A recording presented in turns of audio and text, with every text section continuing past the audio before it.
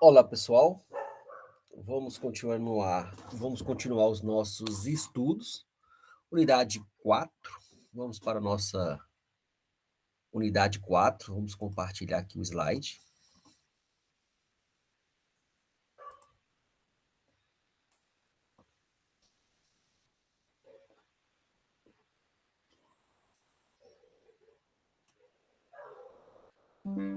Nossa quarta unidade, nossa última unidade, chegando ao final da disciplina. Vamos apresentar os slides aqui. Isso, muito bem. Unidade 4, noções gerais sobre procedimentos administrativos. O objetivo da unidade de estudo é conhecer licitação, contratos administrativos, domínio público, intervenção na propriedade, responsabilidade civil da administração pública e os crimes contra a administração pública. Nós vamos pautar no caderno didático, no texto Responsabilidade Civil da Administração Pública no Brasil, do Luiz Gonzaga, a corrupção pública, os princípios e os principais crimes contra a administração pública, da Priscila e do Paulo. Vamos pautar também em duas legislações, que são elas, a 8.666, de 21 de junho de 93, regulamenta a Constituição Federal, institui normas para licitações e contratos de administração públicas e dá outras providências. Vamos trabalhar também com a Lei 14.133, de 1º de abril de 2021, Lei de Licitações e Contratos Administrativos. Lembrando que vocês terão uma disciplina específica sobre licitações. Então, vamos fazer um sobrevoo acerca desse conteúdo.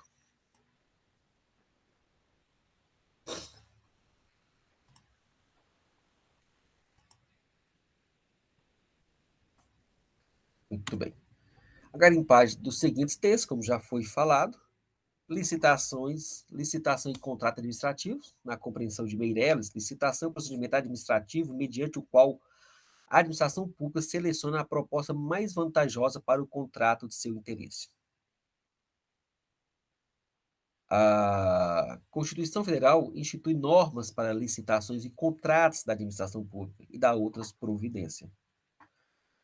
No artigo 2º, as obras, serviços, inclusive de publicidade, compras, alienações, concessões, permissões, locações de administração pública, quando contratadas acontecer, serão necessariamente precedidas de licitação, ressalvadas as hipóteses previstas nessa lei.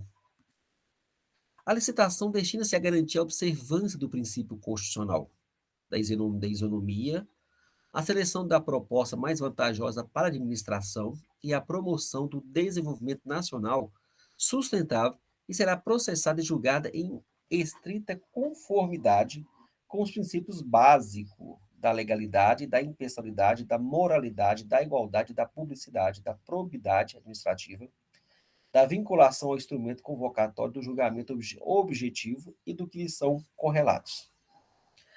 Alienação de bens da administração pública subordinada à existência é interesse público, devidamente justificado. Será precedida de avaliação e obedecerá às seguintes normas: os avisos contendo os resumos dos editais, das concorrências, das tomadas de preços, dos concursos e dos leilões, embora realizada no local de repartição interesse, deverão ser publicadas com antecedência, no mínimo, por uma vez.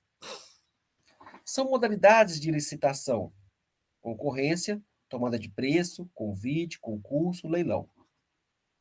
Artigo 23. As modalidades de licitações aqui se inserem no artigo 1 e 2 do artigo anterior são determinadas em função dos seguintes limites, tendo em vista o valor estimado de contratação.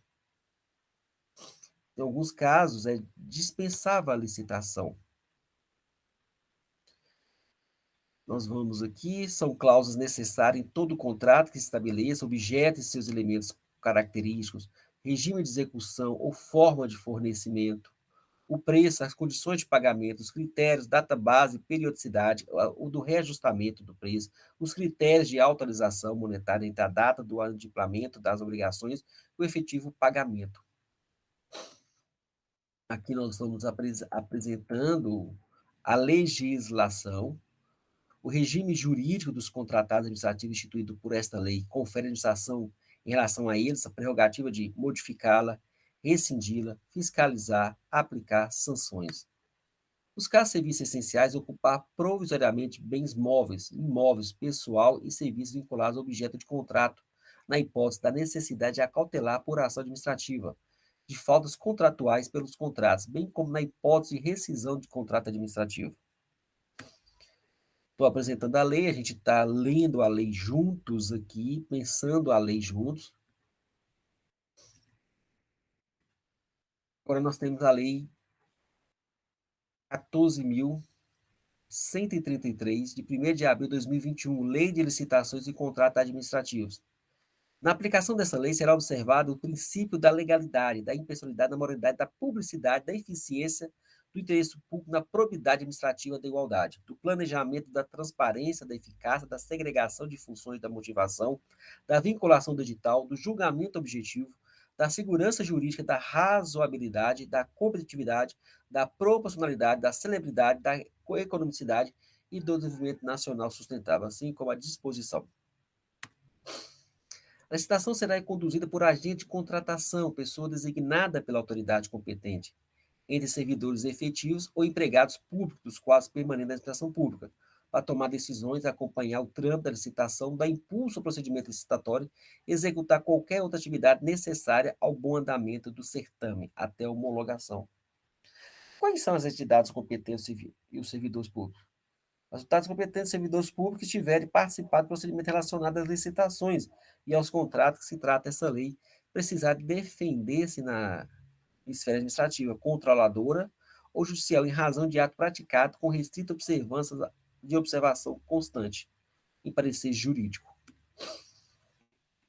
Vamos aqui, são modalidades de licitação: pregão, concorrência, concurso, leilão, diálogo competitivo.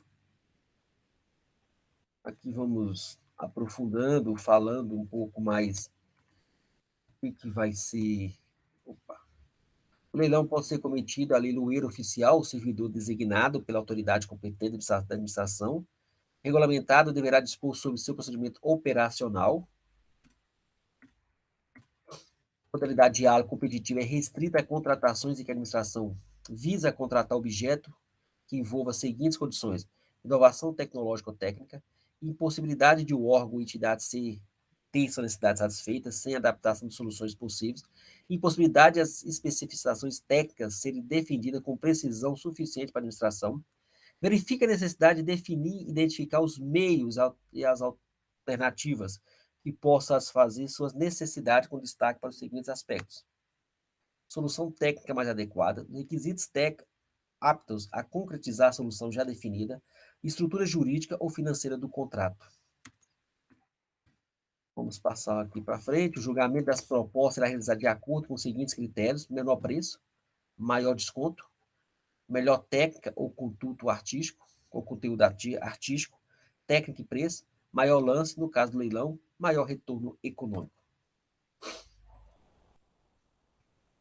O processo de contratação direta, que compreende os casos da exigibilidade da dispensa de licitação, deverá ser instruído com os seguintes documentos: documento de formalização da demanda, estimativa da despesa, parecer jurídico, demonstração de compatibilidade.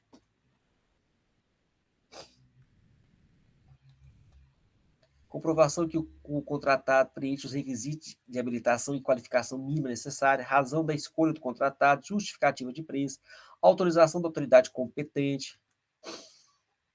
E os casos que é dispensável a licitação.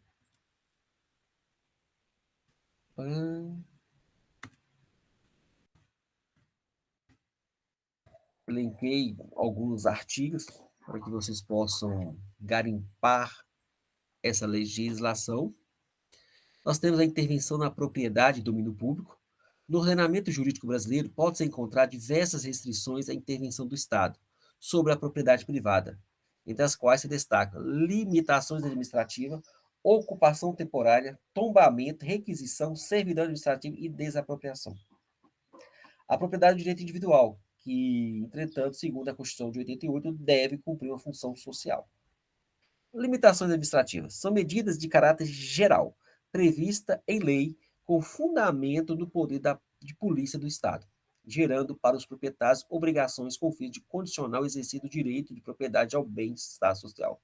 São exemplos dessas limitações: imposições de medidas técnicas para a construção de imóveis, como a limitação de altura de edifícios. Isso aqui é importante, muito importante. Medidas técnicas, construção de imóveis com a limitação de altura dos edifícios. Muito presente nos bairros, nas regiões litorâneas. Ocupação temporária é a forma de limitação que se caracteriza pela utilização transitória, gratuita e remunerada de imóvel de propriedade particular para fim de interesse público, na qual o particular não perde a propriedade. Temos como exemplo as escavações em terrenos privados com o objetivo de pesquisa arqueológica, ocupação de um imóvel particular, diante da ameaça de inundação ou desabamento, visando garantir a segurança dos próprios moradores. Tombamento. Artigo 212 da Constituição Federal. Seu parágrafo 1º estabelece que o tombamento é um dos institutos que tem por objeto a tutela do patrimônio artístico nacional. É uma restrição que afeta integralmente o direito à propriedade. São exemplos de tombamento os sítios arqueológicos e as construções coloniais. Em regras, não gera direito de indenização, mas pode ter caráter parcial, não impedindo que o proprietário usufrua do seu patrimônio. Requisição. Afeta temporariamente a propriedade durante o período em que a administração a utilizará para a realização de obras ou serviços de interesse coletivo. Exemplo que ocorre na ocupação temporária. Servidão administrativa. É um direito real de natureza pública que impõe à propriedade a obrigação de suportar um ônus parcial sobre o imóvel de sua propriedade, em benefício de um servidor, em benefício de um serviço público. É o caso dos terrenos por onde passam redes de elétricas ou de gás. Não há direito de indenização, a não ser que haja destruição de bens localizados no imóvel. Desapropriação é um procedimento administrativo, do qual a administração, mediante prévia declaração de necessidade pública, utilidade pública ou interesse social, impõe ao proprietário a perda do bem, indenizando em seu patrimônio. Ocorre, por exemplo, quando a administração pública constrói uma rodovia, cujo trajeto adentra um terreno particular. Responsabilidade civil da administração pública. Da civil da administração pública é guiada por princípios próprios e se adequa à situação jurídica. Em razão disso, os estudos e as teorias acerca da responsabilidade civil do poder público evoluíram com a própria noção do conceito de Estado. Temos aqui os crimes contra a administração pública, o princípio da moralidade da administrativa, como também os princípios da lealdade e boa-fé, a qual a administração deverá agir com sinceridade, sendo vedada agir com astúcia, malícia, de forma a prejudicar os direitos dos cidadãos. Corrupção é considerada em nosso país um fenômeno que, desde os tempos coloniais, ou seja, na descoberta da terra, apenas e meramente fornecedor de matéria-prima, fonte de enriquecimento fácil para os que aqui vinham apenas com a ambição de fazer fortuna. Nós vamos encontrar no artigo indicado para leitura e trabalho. Conclui-se que a corrupção vem a ser um mal que esteve presente desde muito tempo, fazendo parte da história da humanidade, e está inserida na sociedade, abrangendo várias camadas sociais e também locais. Pois o ser humano, a partir do momento que procura conseguir alguma coisa de forma ilícita, com o intuito de obter vantagem pessoal de forma alheia, e não, esses motivos são considerados fatores determinantes para o surgimento da corrupção. A corrupção é consequência do excesso de liberdade, ao qual o homem não está preparado e não consegue lidar com ela. Falamos em aulas anteriores que uma forma de abolir a corrupção é a transparência.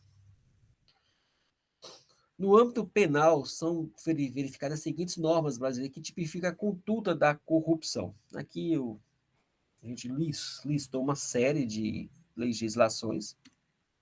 Os principais crimes que caracterizam a corrupção pública: o peculato, inserido nos crimes praticados por funcionários públicos contra a administração pública. Corrupção passiva, essa modalidade deletiva está prevista no Código Penal.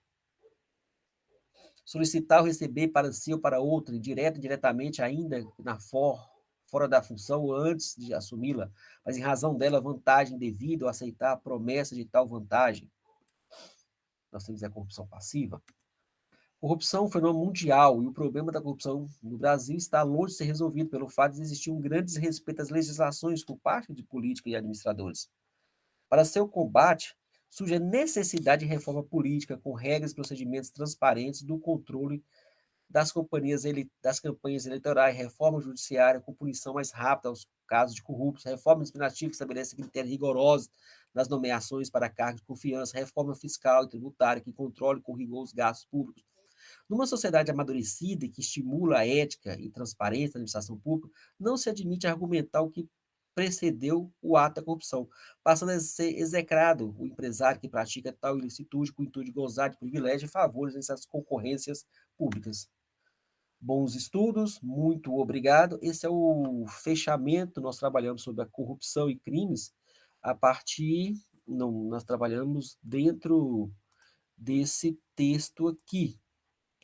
É responsabilidade da administração pública no Brasil, mas a questão da corrupção pública e os princípios de crime contra a administração pública, que era associada a peculato, concussão, corrupção passiva, trabalhamos com o material de Priscila Machado e Paulo Sérgio Garcia.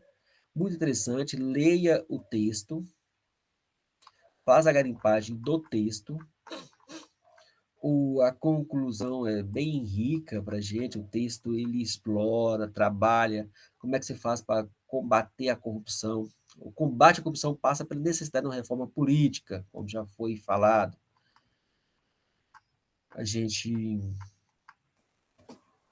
Então, vocês, como administradores públicos, trabalhadores, servidores da administração pública, estudantes da administração pública, têm que pautar em algo fundamental, os princípios constitucionais, do direito, nos princípios da administração pública, sobretudo a questão da transparência, da transparência. Pessoal, muito obrigado por caminharmos juntos. Chegamos ao final da nossa disciplina. Desejo a cada um e a cada uma sucesso e que colha felicidades na sua caminhada. Muito obrigado e até mais. Tchau, tchau.